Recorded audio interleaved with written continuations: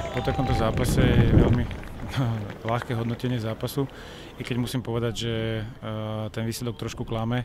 Trenčín v žiadnom prípade nebol odovzdané mužstvo a dovolím si tvrdiť, že patrí k ozdobe súťaže, pretože či hráme proti Žiline, či hráme proti Trenčínu alebo proti Nitre, tak to sú väčšinou zápasy, na ktoré sa tešíme, pretože väčšinou si to vieme rozdať otvorene. Nedojdu sem brániť, ale chcú hrať futbal takisto ako my.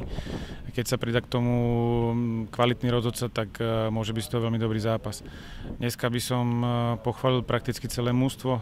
Snažili sa hrať presne to, čo vieme hrať, to, čo máme natrénované, a dneska nám to aj vyšlo, preto ten výsledok bol taký 6-1.